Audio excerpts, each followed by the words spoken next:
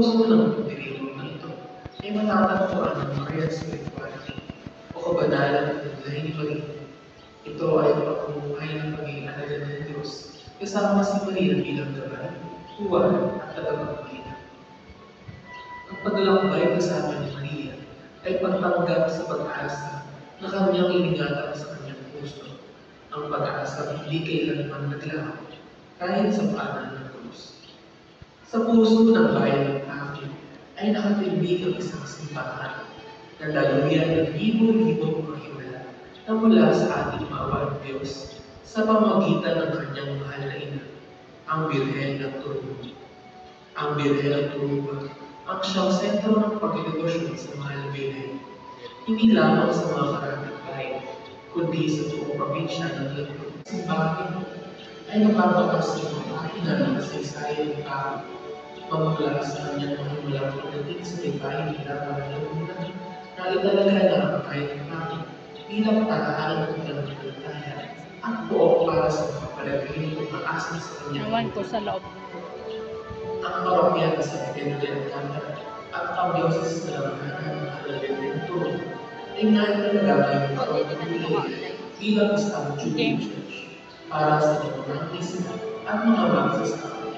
Kaya ang sinumang bibisita sa simbahan ng Panginoon ay tatanggap ng indulhensyang tinahari. Ang nakakwento ng larawan ng Nuestra Señora de los Dolores de Turumba ay maghimalang natagpuan ng 1,758, isang nahing sa Ilere dating na Sayero, ang nakita ng pulutan sa Laguna de Bay ng araw ng Biyernes at pinaumagahan nito. Natagpuan naman ito ng mga kababaihan sa pamukhaan ng Laguna de Bay na tuyo at tila napakabigat. Sa pagkamanghat pagtataka, ipinagbigay na nila ito sa Puraparo na si Padre Miguel Soriano at agad siyang buo ng posisyon patungo sa Lamambang. Sila ay lumapit ng litanya ng mga santo. Pagdating sa Lamambang, anong himala at nabuhat ng pari ang kwado? Kaya't sa labis na magalakan, ang mga tao ay simulang lumapit at sumayaw na ngayon ay tinahawag na Turumba. Ipinahanap ng paglalanggalang ng obispo ang imaheng nasa larawan at natagpuan ito sa Espanya bilang ang Virgen de las Antiguas. Nagpagawa ito ng mas malaking imahe at ibinambana sa pangit. Ito ngayon ang ginagamit sa posisyon ng Turumba. Sa posisyon ng Turumba, warima ang mga tao may mga daladalang konsewa at siliranin ay nakasusumbong ng alin sa mahal na Virgen. Sa pagnanangis na kalimutan ng mga suliranin at konsewa, sila ay sumasayaw at umahawit ng Turumba na isang mahalagang aspeto ng tradisyong ito. Bawat hakbang, bawat palakpak, at bawat awit na diniligtas ay nagiging mga panalangin iniaalay sa mahal na ina. Tulad ng sinasabi sa awitin, Biyernes ng makita ka, linggo ng ilahon ka. Ipinapaalala sa atin ng Turumba na kahit sa gitna ng hangis, lagi mayroong buka at ang buhay ng tao ay hindi nagtatapos sa kalbagan ng Biyernes Santo, kundi patuloy na naglalakbay tungo sa linggo ng pagsamuhay na ating pinagkakawaan pag-asa ng kinabukasan. Iyan ang pagandahan ng devotion sa mahal na Biyernes ng Turumba.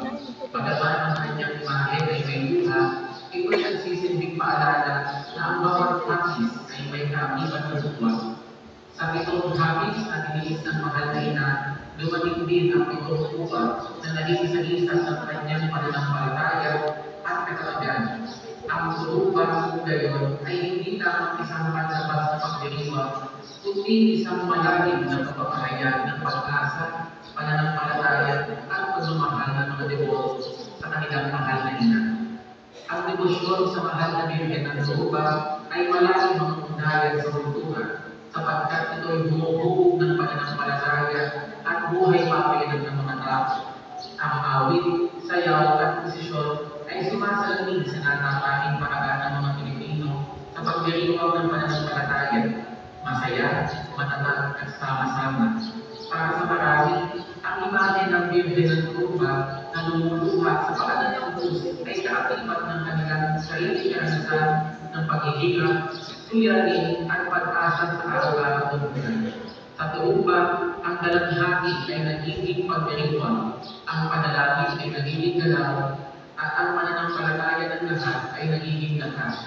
Sa ganitong paraan, nagiging malapit sa tao ang banal at nakatutulong upang maramdaman na ang kanilang pinagdaraanan ay may kabuluhan.